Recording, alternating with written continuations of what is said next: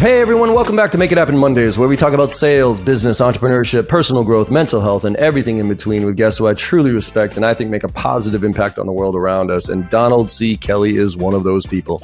He's the founder and the chief sales evangelist at the Sales Evangelist. In this conversation, this is really just two sales guys talking to each other about the industry and what's going on and where we're headed. And we start with his background in Jamaica and how he came to America and used sales to really build his career and how he got into it. And he's got a real interesting background that marries a lot up with what I've done in my career. For instance, he sold copiers, or he sold software to the copier industry, to state and local governments, and so did I. We talk about what we learned from those experiences.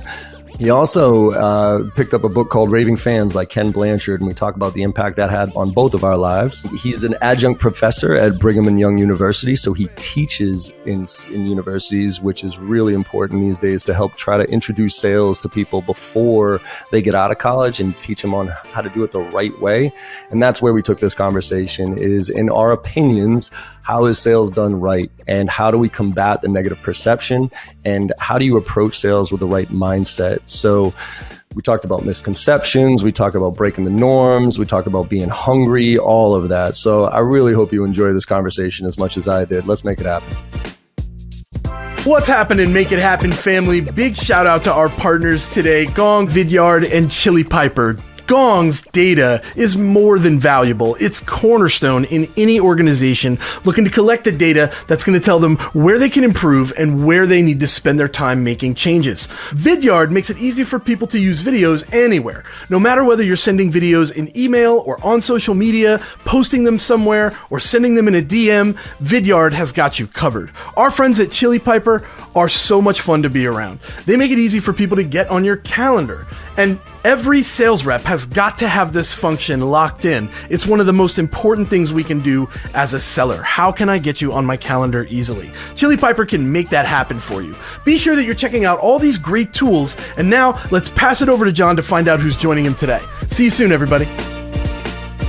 All right, I am here with the chief sales evangelist, Donald Kelly. How are you, brother? How you doing?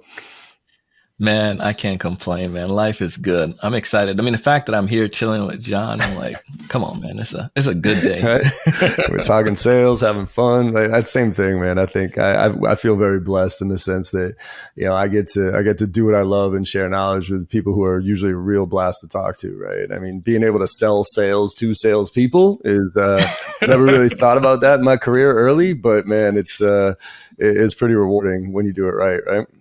I was talking to this kid. He was in one of the classes, he's a college student and just new to sales, like this idea. He did a lot of B2C.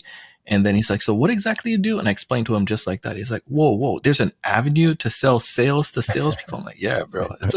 Sometimes like you're battling ninjas because they're trying to do ninja tricks against you. But, you know, you have good conversations and you share stuff with them. And it was just a whole different world to him. Yeah, and it's tough, though, because it is, you know, and I want to get into this as far as the noise that's out there with sales and content and everything else, because there's a lot of people that have kind of, you know, they always say, if you can't do it, teach it, right? So there's a lot of sales consultants out there who are teaching it, but you look at their history and their background, they've never really done it, which is definitely concerning to me. But I mean, you're still out there grinding every day, right? You're still selling your stuff, right? 100%. That's one of the reasons I was late. Yeah. There you go. I will never argue with that, man. Like I always say that, like when I'm doing trainings, like if somebody has to take out, you know, get out of the room for whatever, because it's a sale, like they're trying to close something, I'm like, go do it. I'm like, that's the whole point of this is to help you close deals. If you're about to go close a deal, go close it. So yeah. Respect the game.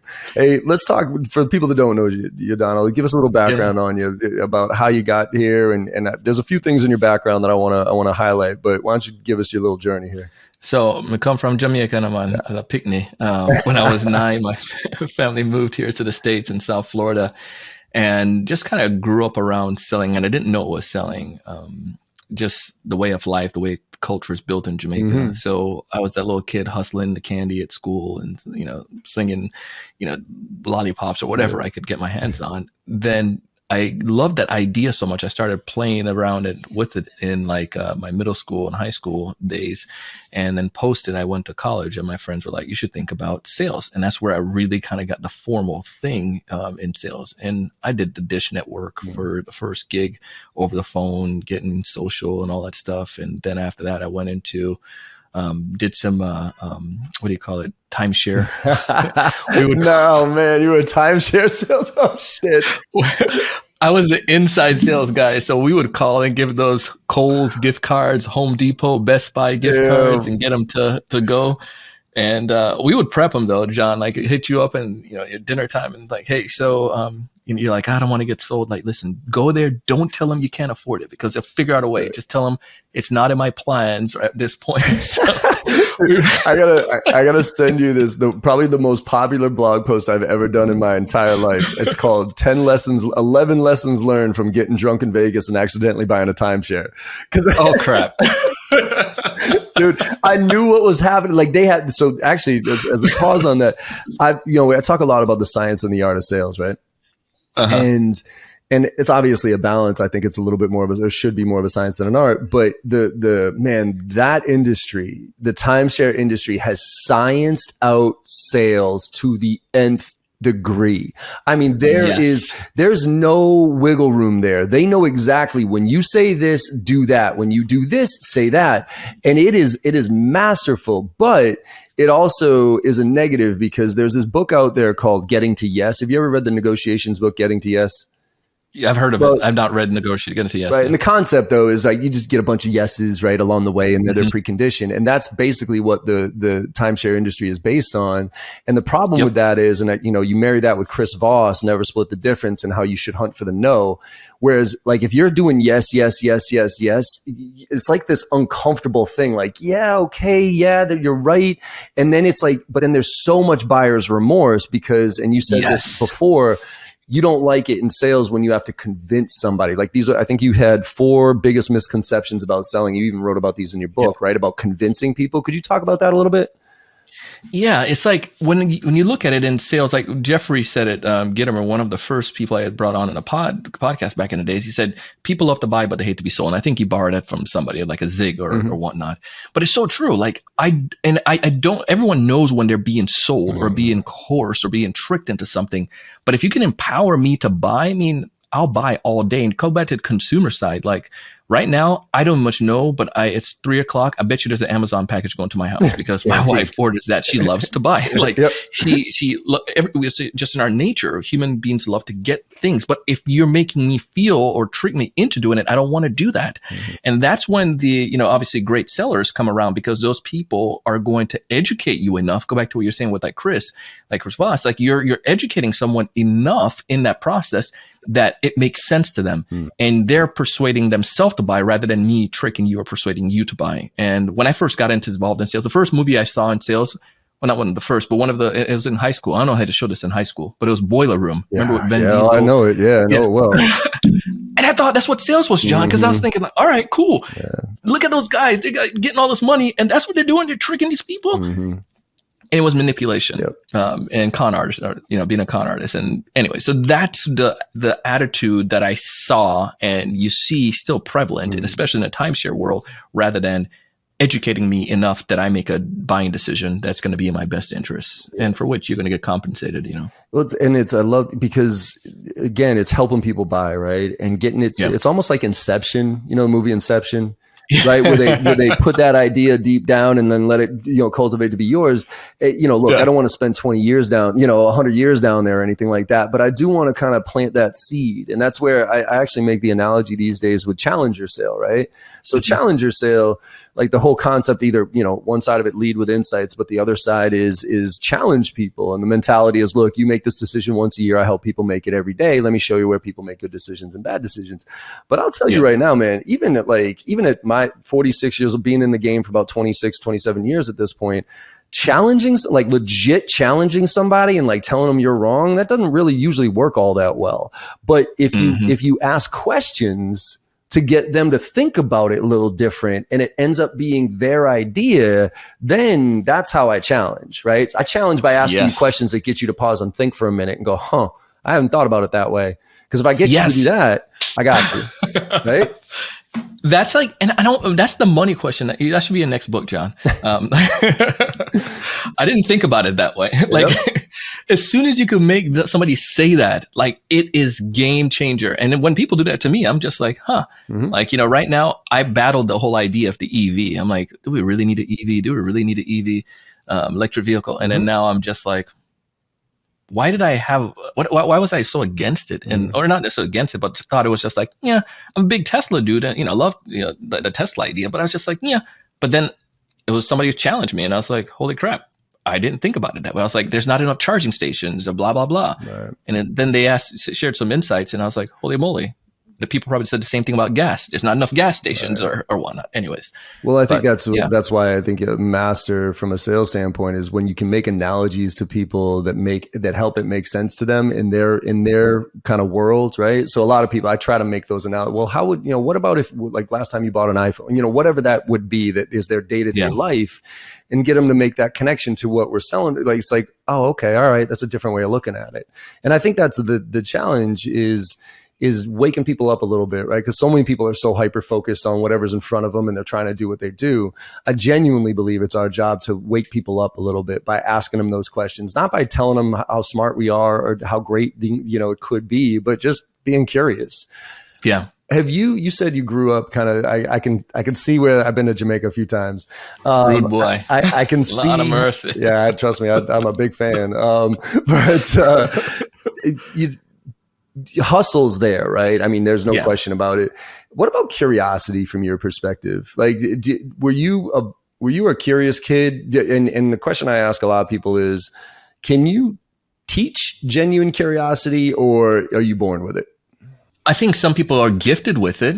I do believe that you can teach the idea of curiosity as well, because I feel, so let's go back to answer the first part of the question, like, did I, how do we have that and so forth. Growing up as a kid, I had, I don't know, like my brother and I were always the one like taking things apart, like breaking stuff that we weren't supposed to, or, finding stuff around the neighborhood and trying to make our own little go-kart and just trying to make things happen. And I think where that curiosity came was from not having it. It's kind of like the desperation idea. It was like, how can we make this ourselves? Like, and that notion kept following, we followed with. And I think the idea with salespeople or with anyone these days, can you teach that idea of curiosity, just like the why idea, or go deeper? I think you definitely can. We've been programmed, however, not to have that curiosity, because we're just programmed to just like go with the nature, or go with what's there, or this is just the way it is. And I think your culture or your upbringing also impact that as well. Like, did your parents allow you or foster the opportunity for you to be able to, ask further questions or go deeper that, or, and sometimes in the Jamaican culture too, they'll tell you like, picnic, shut up, man, go sit down. Like, but, but we just had this especially when we came here to the United States, and we saw that the difference between, what we had and, what was normal, like, we're like, crap, we don't have much. Let's figure out a way to make things happen ourselves. And that notion of what we saw in Jamaica, how people just made it happen, came with us. In a sales scenario or in an education scenario, I think it's just helping people to understand the deeper reasonings behind a question that you can help them to teach that curiosity. I don't know if that makes sense. Yeah, like, absolutely. We do a lot of the Socratic method, or, as practice or exercise in our programs. Like, let's go back, let's go deeper, or, Toyota's 5 why concept, like, just play with it and entertain them. And once we can help them to start doing that, and teach them to do it in their day-to-day life, it becomes a natural part of their the way that they sell. So I think it can be taught. Yeah, I think it can be taught, but only if you care. So I think that's the problem, right? If you don't give a shit, like, you're not going to be curious. But if you genuinely care, now you're curious. So it's like, if we talk about personas, for instance, most reps get the persona card and they memorize it and they call VPs of whatever and they give them their pitch. But if you actually think about it for a second, you go and you Google, what do these people do on a daily basis? You actually, talk to a few of them about what a day in a life looks like. You read a few job descriptions and you think about it from that perspective and read a few blog posts. Well, now all of a sudden it's like, okay, I actually care about understanding and learning a little bit more about you. And that comes through. true, right? I mean, that curiosity, when you can show that you're genuinely curious about somebody, right? I mean, the doors open up all over the place because they're going to want to tell you more information because they feel, I mean, it's all about them, right? Like you're talking about them all day long, and they will open up more and more and more. So I do think that you can teach it, but I don't think you can teach people to care. Yeah. And that's the difference. Yeah. And, bro, I'm just like, amen you. I don't want to be just like a yes man, but I'm just going to be yes on that, for sure. Yeah. The curiosity side and is hyper important. And I love what you talked about. We tell them like the job descriptions. Some people look at it like the typical salespeople go with their process of like, I'm going to help you make money or help you save money in their pitch. Like that's what it is. But if you look at the job description, oftentimes it's like, what is it that I'm responsible for? Like, can you help me with something? And I think where you go back with that curiosity is like reading that stuff and understanding and coming with a genuine love and care. It's going to, it will show through, but yeah, it's the curiosity part. If you ain't got it, if you ain't got a desire, it ain't going to happen. We always tell people like this, they'll say, why should we do anything with you? We have these sellers who've been selling for a while. And I'm like, listen, don't put them in a program. Like if they don't have a desire, it doesn't matter what I teach them. They're not going to apply it. So see, that was probably one of the hardest things that I had to come to a realization with here with this when I started doing this training was, I took this training and it had such an impact on me that because it was real. It was not like a trick. It was real stuff. And it helped, right? And so when I had the chance to do this training back in the day at Basho, when I was training people, if there was 30 people in the room, man, if you were in the back of the room and you were on your iPhone or you weren't paying attention, I'd be like, yo, Donald, eyes up, man, eyes up, like pay attention here. And I realized that you can't teach people if they don't want to be taught. Right. Like you literally. So I talk and you'll appreciate this. I was doing a training and somebody asked me, hey, John, you train all our competitors. Right. And so if you train all of our competitors on the same content, how are we going to differentiate? Like, how are we going to stand out? And I said 10, 60, 30. And he was like, what? And now, mind you, this is in front of like 200-300 people. Right. Down in North Carolina, and they're a lot nicer than we are up here in Boston, right? So I don't think they were ready for the in-your-face response. And he was like, what do you mean 10, 60, 30? I go, 10% of you in this room are going to take what I tell you and you're going to run with it because that's just who you are and you're going to excel. 60% of you in the room are going to do something different because it's easy and it makes sense. And 30% of you in this room ain't going to do shit different. So the question isn't how many people can I train? The question is, what percentage do you want to be in? Ooh. And like this real hush came over the crowd and they were like, ooh. And I was like, look, I'm just trying to be real with you here. Like, I guarantee you, some of you will walk home and won't even think another thing about what I just said up here and came into today's training thinking, oh, here's another training. And you're on your iPhone the entire time. You're probably checking your emails and you just wasted your day. Yeah. Right. And this just is what it is. And ain't nothing I can do for those people out there. Dude. It's like an alcohol. It's like somebody who needs help, right? Like if you have a friend who's an alcoholic, you can't help your friend who's an alcoholic unless they come to the conclusion that they need help. Yeah. Right. It's the same thing with people who care, right? Like if you don't care, I don't know what to do with you, right? Yeah. Oh man, I love that 10, 60, 90. 10, 60, 30, 10, 60, 30. 10, 60, 30. Yeah.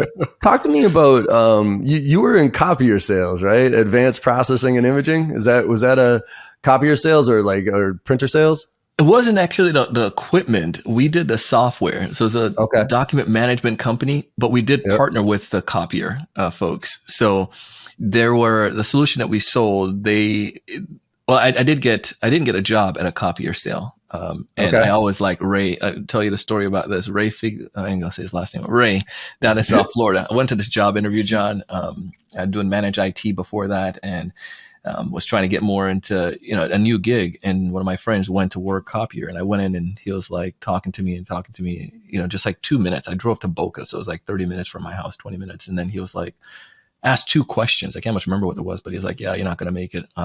Yes, go ahead and leave." And I was like.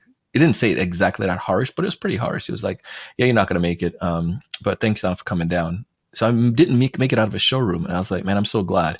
So the next block over, that's where one of my other friends, somebody from a networking event told me about. They're like, check out this software company. And I work went and checked it out and did great. And it was one of those things that just was like very, very, the people I met and the avenue it put me on helped to shape where I went. But we did document management specifically for city, county governments in K-12. A lot of them had those old AS400s, or they had piles of paper, and they're trying to come into the next generation, 21st century. So our software helped to put their stuff in electronic filing cabinets. So that was similar. Like I sold to state and local government, but I sold copiers, right? And I always say, man, if you want to get your teeth cut in sales, go sell copiers. Talk about the definition of commodity, right? It's like, 45 pages a minute over 42 pages a minute. Ooh, but it scans the email, yay, right? But something stood out though in your description of that is that you created raving fans. Yeah, is that the Raving Fans book, Ken Blanchard? 100%. That's one of the first. Our CEO loved Ken, and he was like, you gotta read the Raven Fans. Or everyone literally in the company, when he came in, they would get a copy of Raven Fans. So I got it, I read it, and I drank the Kool-Aid, right? And I was like, this is so true. It makes so much sense. And then just kind of went on with that idea. So every interaction we had with our clients and potential clients, we just thought about how can we make them the best situation. And, selling to government, it's a small niche, right? Your city, county governments, the market share is only so big, right? Mm-hmm. And we focus on K-12 a lot and also in the cities. So with this notion, it's like when we get someone, how can we keep them forever? Because government people don't like to switch. So you're with them. Yep. Like, what are we going to do to keep them going? Because John is here for the next 30 years. That pension plan ain't moving. Yeah, he ain't going anywhere.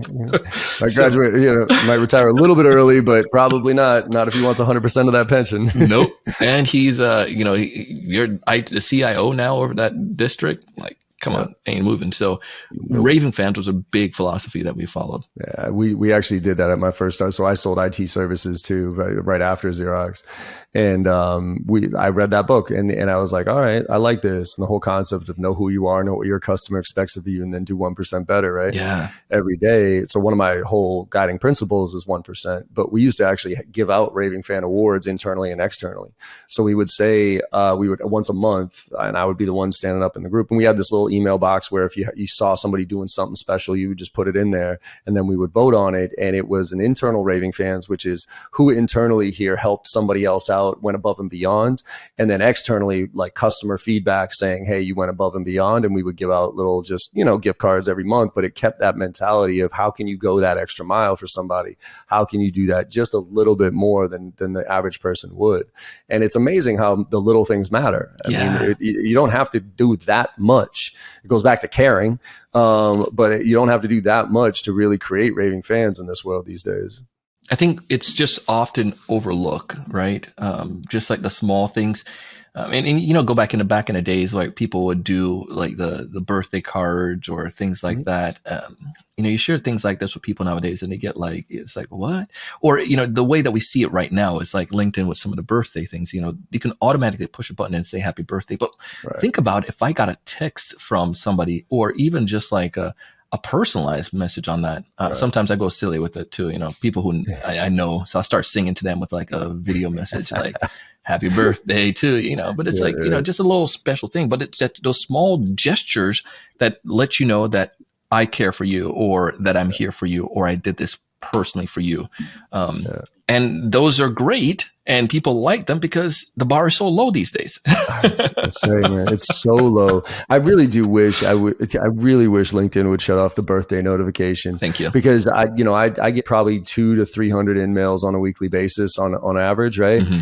But on my birthday, apparently everybody on LinkedIn knows me, right? And so now I have to go through 7,000 emails and just delete all and whatever. And I'm just like, these are so disingenuous. Yeah. You know what I mean? It's almost, we go back to like fake personalization versus actual personalization. Mm-hmm. And the fake personalization I think is worse than no personalization at all.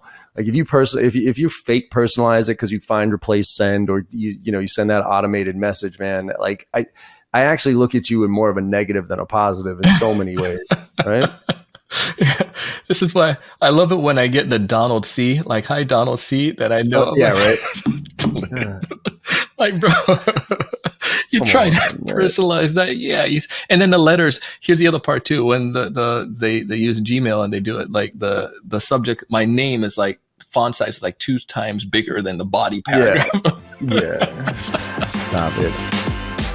What's up, everybody? I know you're enjoying this conversation. John does a great job with genuine curiosity on these episodes, and our guests consistently bring the heat.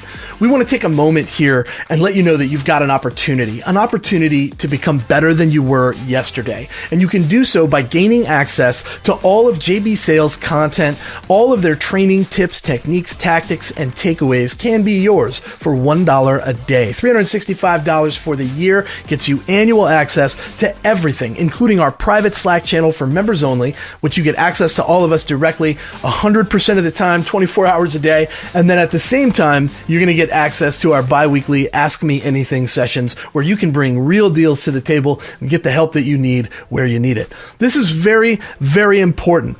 Sales reps that invest in themselves are often found at the tops of their leaderboards. Join us today and get the help you need to become the seller that you deserve to be. That URL, one more time, is joinjbsales.com. Let's get back to the show with JB and our guest for this week. I was on a podcast recently with a woman who called herself the queen of automation. And I challenged her. I'm like, all right, we're going to get on this podcast. We're going to have a conversation here because I think automation is turning reps into robots. Yeah. And I think it's taking away what's special about sales. And to me, until robots buy from robots, right? I think once robots start buying stuff, I think we're in trouble. Yeah. But as long as there's a person on the other end of that phone or the end of that call or whatever it is, like we still got a chance, but we got to figure out that human element and figure out how to stop this automation and just dumbing everybody down to the least path of resistance. And I'm sure you face this all the time. People asking you, hey, what's the silver bullet basically, right? Like, what's that perfect template that I can use to get that? And there just isn't any. And I don't know how to break that mentality because I think I see it getting worse. And let me ask you this, as far as like, because you're an adjunct professor at, was it Brigham and Young University? So you see it there. I mean, finally, sales is becoming an educated profession, right? Where you can actually get your degree in sales. But are you seeing at that level, right?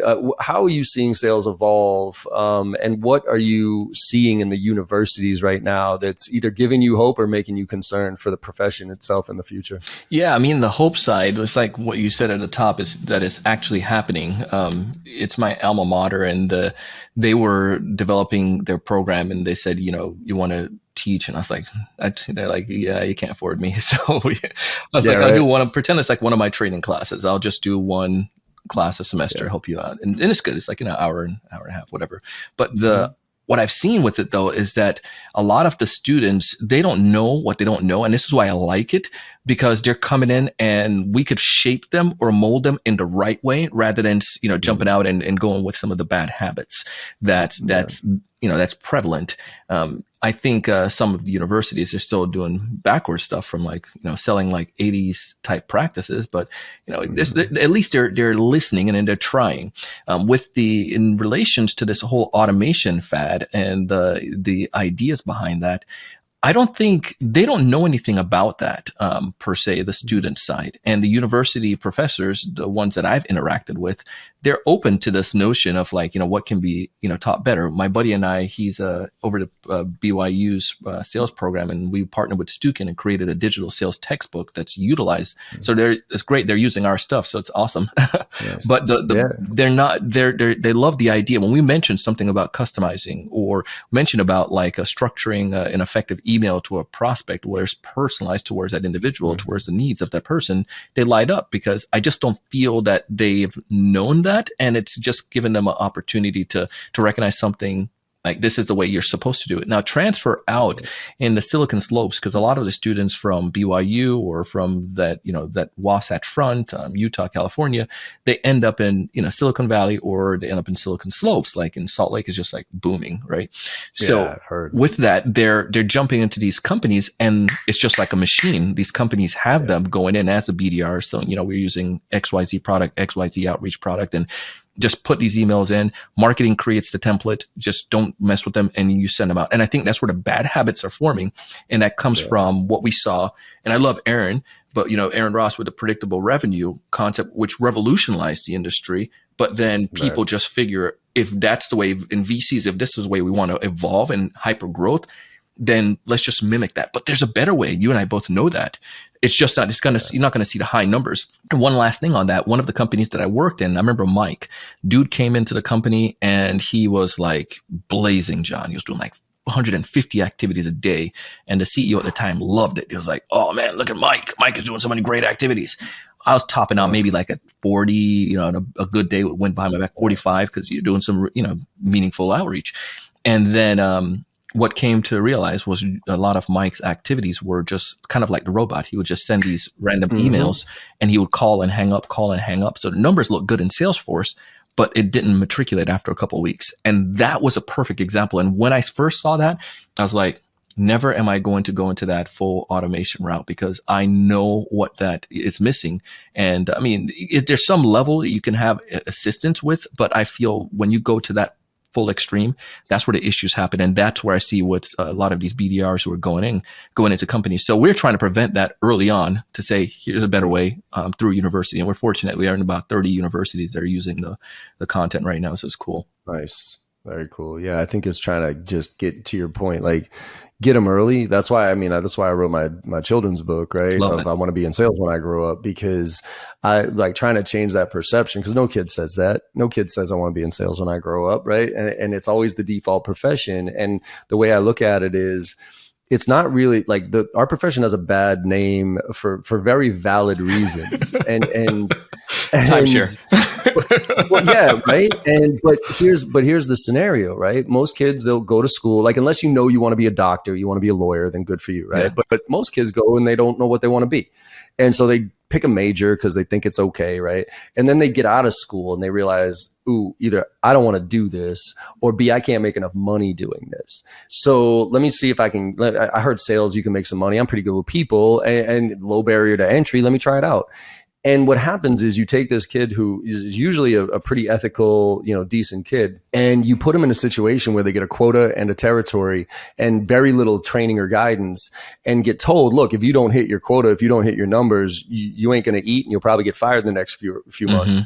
You take a normal kid and put them in that scenario, and they will do abnormal things. Yes. They will lie, cheat, and steal their way to hit their numbers. And so it puts them on that wrong track. And so kind of trying to get them early and educate them on what it's really about. I mean, your point of the activities, I'll say it. I was training Monster.com one time. This was in the heyday when Monster was killing it, right? Yeah. And I remember walking around, I was doing call coaching, and I'm walking around all these cubicles, and I'm noticing all these phone numbers. Like there's all these a list of phone numbers up on every single rep's cube. And I was like, oh, okay. I thought those were just internal numbers, whatever. And, but then I started paying attention, and all the numbers were different. Like the numbers on this kid's desk were different than the numbers on that kid's desk. And I'm like, huh. And I finally asked, I was like, hey, what are these numbers? Why do you guys have all these phone numbers up here? And they were like, oh, those are our dead dial numbers. And I was like, what? And they were like, well, we got to hit 75 dials a day. And so, towards the end of the day, if we haven't hit our numbers, we just rip through those numbers just to make sure that we hit our numbers so we don't get yelled at by our bosses. And I was like, what? No way. And then I even approached the managers with it. I was like, do y'all know that your reps just make dead dial calls just to hit the number? They're not actually making real calls here. And they're like, oh yeah, we know, but we know that the activity is going to produce something. I'm just like, oh dear Lord. I'm like, you are, everything about this makes my skin crawl. I'm like, it really does. I don't even know what to say. I'm like, I don't even know what to say at this point. And that brings up a really good point though, John. Like, the issue comes back down, and especially with venture-backed companies, is like you have VCs who want dollars, and then you have leaders in their executive meetings that are just focused on let's hit the numbers, and it's not kind of getting down to that, to the pool. Like, how do we change that part? Like, what I mean? I don't know. I mean, I've been struggling with this a lot because, I've been screaming at VCs to stop it. Like, just stop it. Let us breathe for a minute. But something that concerned me a long time ago, and this was during I don't like politics in general, but Hillary, I watched an interview with her back in the day, and she had said that she had interviewed, or there was an interview with like 50 of the top CEOs of the top companies in the world. And they were asked, hey, if you could make a decision today that you knew was good for the company, right? And it would benefit everybody in the next 5 years, like the business team, everything, right? But that decision was gonna knock, and this was the quote, 1 penny off of your stock price today. Would you do it? 50 out of 50 said no. Wow. because what they said was, if I made that decision, I wouldn't see 5 years. I wouldn't make it 5 years. I'd get fired. So like, we're in this short-term gratification. I don't know if there's a way out of it, especially in the SaaS tech world, right? I think, the rest of the world, I think is relatively normal in a lot of ways. But in the SaaS and the tech world and the VCs, it's just, they got to see their 10x returns. They got to see their 20x returns, and it doesn't matter how they get them. And, the fact that most companies are massively unprofitable, even though they're worth $50 billion or something like that, makes no sense to me. I'm not an economist or anything, but I know basic math, and I've been in business long enough, and I just don't fundamentally understand how you can be a $50 billion company and still not be profitable. Like, it just doesn't make any sense to me. No. Yeah, I don't know. My accounting, I wasn't the smartest man in the class, smartest kid in that accounting class, but I definitely knew, you got to have some dollars. One was more than two, two was more than one. So, I know how to read a P&L, and that doesn't make any sense to me, So how do you think we deal? I think you and I are both trying to do what we can, but are we one of those, like, against the tide? The tide's always coming in. There ain't nothing you can do to stop it. Like, I look at the you go Boiler Room, right? I look at the Glengarry Glen Ross and Boiler Room and Wolf of Wall Street and like the likes of Grant Cardone and those people who look, some of his content's probably decent, but man, his morals and his ethics, I am so far away from where those are, but he's legitimately 10x or 100x you and I. So how do you, is it really a backup education thing early stage before they get to that point so that they make the decision to go in a different direction? Yeah, I think it's the sad and the beautiful part about sales is that it is the oldest profession, like, that we can probably go back and think about. Like, it is so amazing. And that's the great thing about it. And that's also the bad thing about it, because it's been around for so long and people have done it crappy way for so long. It's been customized in the zeitgeist that it's okay, that you don't need it. And I'm really excited. Like, when I saw big name companies, schools came in the game, like probably say like 10, 15 years ago, and Harvard started really having like sales programs, and like, Wharton and some of these other schools, like really into graduate programs, at least playing and acknowledging sales. It was like, cool, this is great. I think we're a long way off from where it's going to be like the norm to see sales just like, general accounting practices. But I think we're excelling towards that, and I think we're making the change and the stride, and I think those are some of the things that's going to help us to make that even better. Is by is just continual education, continual going to the mass. And this is, people ask me, when am I going to, you're at what amount of episodes, whatever number we're at right now, when you stop? I'm like, whenever it gets boring and it's still fun, so I'm going to keep doing it. And if there's a way I can help educate sellers, then by all means. And go back to the lure, the money side of it. Also is always going to be an issue, because you see people go back to like Grant. Grant has some very motivational type things to get people all pumped up for dollars or whatnot. Get them all excited, and some of his stories will get you pumped up. But then you go into like the way of doing things, the practice. Like, I'm just like, dude, that's really unethical, and that's not great. And go back to the way Grant got to where he's at too. So one, he has the sexy message grabs people and they get pulled into that. But then two, during the recession, the last one, 2008, that's when he really got a big hype, because he pushed his books and he was everywhere. So I stole some things from him, from the playbook. Like, okay, so if I see that he's tried to be this everywhere idea, how can we then, with a good message, a better message, get there? And I think use folks like you and I and others that are out there who have these podcasts and these medium, build an audience, I think we'll make the long-term impact. And yeah, we won't get that. Maybe we won't get the jet tomorrow, but. Right. Well, that's the allure, right? The jets and those type of things. But I think that's the false promises, if you will, because I tell people all the time, like, success is whatever your definition is. It's not money. I'm a big Gary Vaynerchuk fan, right? And he's like, look, if you make $50,000 a year and you're happy, you win.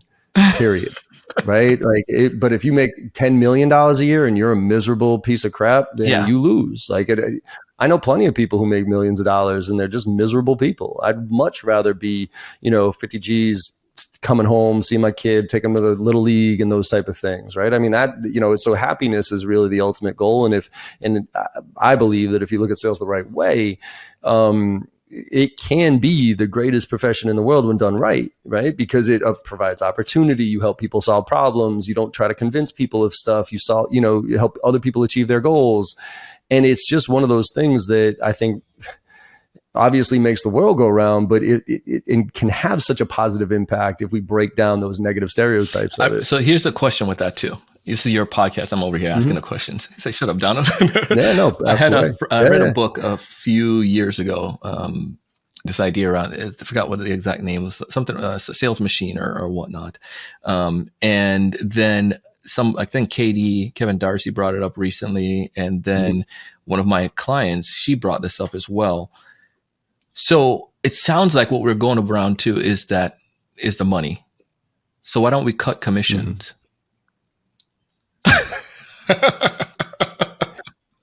So no. And but here's a part to that. And I'm on the camp. I like to make my earnings. I like to make the money. And then is it the lure? So go back to this idea. And again, this is an extreme idea. You give them a high base or give them a decent money, but then you're rewarding everyone at the same level for the work that they may not get. And then you have the other notion. It's like, well, the commission is what giving people unethical practices. And so, I mean, it could be a temporary fix, but then you get another problem in the long run, right? My first company, Thrive Networks, the IT services company, I actually implemented predictable revenue, the structure of predictable revenue way before predictable revenue came out, because I realized that I was hiring, I was a VP of sales and I had, 6 reps reporting to me, and I would hire full cycle sales reps. And because I was a player coach, my coaching was keep up. You know what I mean? Like my management style was keep up, like pay attention, right? And they failed because they couldn't do all the things consistently. And so I was like, wait, this is crazy. We got to take a step back. I'm like, well, there's a different way of doing this. Let's break down the sales process. We got opening, processing, closing. You got to find the client. You got to meet with the client. You got to close the client. And I asked myself, I'm like, what part of this process do I like the most? And for me, it was the middle part, right? I really, really liked developing rapport, all that stuff. Could I prospect? Yeah. But did I love it? No. Could I close? Of course. But was I a hardcore closer? No. Right. And now at the time, our CEO was a hardcore closer, right? So we had the closer, we had the middle, and we needed prospecting. So we hired a director of business development, and then he managed about 4 or 5 channels to drive meetings. One of them was outbound selling. And what we did there was actually an article in 2001 in Inc. magazine. My little dumbass at 24 years old is in Inc. magazine, and it was the title was "Kill the Commissions." Because what we did was we created a team-oriented goals. Now everybody had their individual ones, so they got comped for whatever. But what would happen was at the end of the quarter, if the team hit a revenue target, everybody got a bump. If the team hit the number, like the meeting target, everybody got a bump. So it prevented people from just going into their own hole, because they said, well, wait a minute, if I help out just get those extra 3 meetings that, Jim didn't get, then all of us are going to get a bump, and I'll get an even bigger bump because of my piece there. So I think there's a balance. I don't think it's all base. I don't think it's all salary. I also think it's where you are in your career as far as stages of your career and what we're enticing you to do. Because look, let's put it this way. The reason I got into sales is because, and out of marketing was because I didn't like the idea. I've always kind of, like you were saying, I'm not the smartest cat, right? I drank my way through 4 years of college, state school, University of Maryland type of thing. And so I knew I was never going to outsmart somebody, but I knew I could outwork people. And what happened to me was when I got into marketing, I was like, well, wait a minute. So we're going to have the same, that person over there who barely gets by, whatever it is, we're both getting paid the same amount, and we're both going to get a promotion at the same time, potentially. That doesn't make any sense to me. I'm like, the harder I work, the more money I should get paid. You know what? Let's go to universities. I think tenure is one of the worst possible things Thank you. out there. So hold still. Just because you've been here long enough means you get you just get an automatic payment. Give me a fuck, or your merit raised. people say, well, I got my like 5% merit raise. Well, were you 5% better this year than you were last year? Well, yeah, I'll give you a 5% raise. But if it's just because you've waited out 365 days, that doesn't mean I'm going to give you more money. It doesn't make, so that never made any sense to me. So I think if we just go pure commission, pure base, I think you're going to lose the people that drive the sales, right? But it's the education, it's the balance of educating them how to do it right and putting commission and just getting out the bad players, which I think there's too many of them right now, unfortunately. Bro, this is so good. So good. So good. It's, I mean, look, we're trying to solve, all the problems in sales here. Not that we will, but right? But realistically, man, I mean, look, you could solve world hunger if you sold it the right way. It's just like, it's the same thing I believe in capitalism, right? I believe capitalism, in theory, is a great thing, but in practice, it's terrible. It's terrible. Like the rich get richer and they don't put it back into the society. Like if capitalism worked the way it should, is like, yes, the rich, let them do what they want, but then they trickle down economics, all that stuff. And everybody knows that doesn't work. It's the same thing with sales. It's like, if you just give people commissions and you want them to just go out there, they should be good team players, good stewards, do it the right way, but they're just going to go get their money. Right? If that's what you're going to push them towards, and especially if the VCs are stuffing it down their throats and everything else. So I don't know what the answer is, other than to keep having conversations like this and keep trying to hopefully get that kid who's thinking about being in sales to listen to it and say, all right, I don't have to be Wolf of Wall Street. I don't have to be Boiler Room. I don't have to be that. I can be a good person and make a good living doing good things. I love what you shared with the idea of that, coming home with your kid. Like for me, John, like the legacy part is important, right? Like when it's all said and done, money, my sales trainer used to say, money's not the most important thing, but it's right up there with oxygen. I'm like, all right, you got some good point there. Bernie. But the notion though is like, I want when it's all said and done, I want Caleb or, however many kids we have in the future, whatnot, be like, my dad was a good guy. And this is why. And, for my wife to be able to say it was a great husband and this is why, like those things, if we can have my great grandkids to be able to hear that and to see that and to see that, we put them on a trajectory, a good path, then it's great. I mean, I'd want to give them all the advantages, that it can get, and some, money can help with that. But more importantly, I want to be able to have that legacy. I want to be able to, I want to leave the earth knowing that I did my part, that I did good to help our Kelly line in some way progress in the right way. No, I mean, look, I kind of always say that if you, in the sports analogy of, when you're on the field, the plus minus, you know what I mean? Like, are you a plus or a minus, right? My whole thing is at the end of the day, I just want to be a plus. I just want to add more that I took away from this life. And if that helps a few people along the way, if I can do that by all means, and then I'm going to do it. So, look, what else? Anything else that is on your mind? Talk to me about your book here for a second. First of all, you got to tell me about this. What the hell is this title all about, man? Sell like a mango. What the hell is sell like a mango all about? Sell like a mango. So go back to Jamaica, right? So I remember like as a kid, you're trying to hustle and make money. Our family had a little, like a little TN, that little shop next to the house, right? And that's how you work in there. So I got used to that. And my aunt would come to the States and buy stuff and take it back and sell it. I knew the guy that rode around and did the peanuts. He would sell peanuts, and then you'd go to the market and you see like all these people selling like the same type of clothes and like the same fruit and product. And as a kid, you just think, oh, they just got 10 mango people or like 5 different vegetable fruit people. So it's all cool. But as I got older and I came in and went into the software sales game and started doing, just like B2B sales in college. And I was like, hold on, how did people make money in Jamaica do that stuff? And then as I analyzed it, it wasn't, obviously some did better than other, but it's like, think about it. The product that they're selling is the same fruit. The fruit in Jamaica, it's not like it's coming from like Indonesia or, Belize. It's like the fruit that's growing in some tree in somebody's backyard. It's like the same region, the same area. But what makes one mango seller different than another? Like what made one more successful than the other? So it's definitely not the product. And when I sold software or you sold managed IT services, it's like, to be honest, like some of the stuff that we did wasn't much different than our competitors. So price was kind of relevant. So it's like, what is it that's going to make them make that change? And it comes down to the seller and what the seller did. So when I was working my book coach, we started, I remember I was trying to sell, and this is the folks over at Scratchpad, they sent me this. This is like a little Lego set with like, it's like a guy's ninja bike. And the reason is because I wanted to buy this little ninja bike in Jamaica when I was like, I think I was like 5 or 6. And the people across the street had a bigger store than we did, and they had cool toys. So I started picking the mangoes from the tree and putting them down and trying to sell them in cookies. I didn't make enough money to do it and that's what goes the whole story behind the book is like I was trying to sell mangoes, but I wasn't doing it right. I saw other people doing it, so I figured it was going to be easy to sell mangoes, but I sucked at it. And it wasn't until you apply the proper principles of selling that you could do that. So and you sell it like a mango, whatever you sell, whether it's software, whether it's a house, whether it's a car. Most of our clients are in B2B space. Sell it like a mango. And it's a new seller's guide to closing more deals. So that's that. That goes right in line with my whole philosophy of it literally doesn't matter what you sell. It matters how you sell.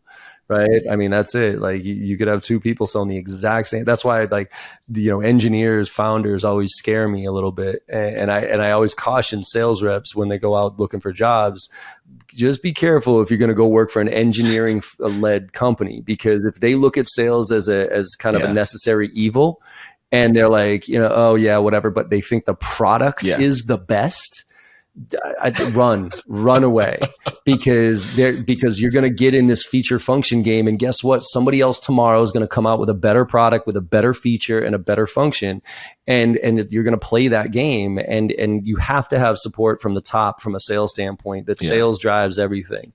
And because if you don't, there's very few companies that I've seen fail because it's not the right product market fit, or their product wasn't good or whatever it is. The majority of the reason that companies fail is because they can't figure out how to sell what they have. And so that's why I think sales, this profession, right? I'm a little nervous about the automation and how I think it's going to erase a large portion of our population. Or not erase them, but really just fundamentally change the role, going back to your point of salaried positions, right? I think a lot of the SDRs and the BDRs right now are going to end up being salaried roles under marketing and operations. But that leaves the really good sales reps. I mean, there's going to be a need for them like nobody else, because they're the ones who are going to be able to make the connections. They're going to be the ones who aren't going through the automated process. They're going to be the ones who can still develop relationships and get people to trust them. And that is gold right there if you can get to that level. Money in the bank, bro. Man. Ooh, good stuff, man. All right, brother. Well, look, tell everybody how they can find out a little bit more about you. So 2 things. If you want to go on any platform, you can always hit me up there, Donald C. Kelly. The C is there. It stands for Cecil. So now y'all know. But Donald C. Kelly. But if you want to go and check out our podcast, check out what we do, go to thesalesevangelist.com. And we have a free resource tab, tons of stuff there so you can play and have fun. And cool to connect with you. Tell me that you heard me here kicking it with John. And tell us why you don't want, you want to have your commission. Right? There you go. And go out and get that book too. Sell it like a mango, because I guarantee stuff in there is going to give you a different perspective on things about how to sell, not what to sell. Right? Awesome, Donald. Well, look, I appreciate you coming on board here, man. I appreciate the time and the knowledge and what you're doing to help out. Thank you. I appreciate the time. Absolutely. And everybody else out there, hope you enjoyed the conversation as much as I did. As I always say, go out there and make somebody smile today, because no matter how bad your day you think is going, if you make somebody smile, you know you had a good day, and the world needs a lot more of that. So thank you all for listening. I'll see you on the other side. Thank you so much for your time today and listening to the podcast. I hope you enjoyed the conversation as much as I did. With your support and our incredible guests, we're one of the top sales podcasts in the industry with over 1 million downloads, and I can't thank you enough. To keep the momentum going, if you could go to your favorite podcast platform and leave us a 5-star review, I would greatly appreciate it. In return, I will answer any question that you have on Instagram. Hit me up there at John M as in Michael Barrows with a video question or a DM, and I will get right back to you, I promise. And last but not least, if you're looking for training, I'm adjusting my training approach this year, and I'm actually going to be delivering training to the masses. I'll be delivering live training the first and second week of every single month with our 2 marquee courses, Filling the Funnel and Driving to Close, to anybody who wants to join. And it includes membership in our on-demand platform with weekly AMAs. So you can go to jbarrows.com/open to check out the details. Thanks again, and have a great day.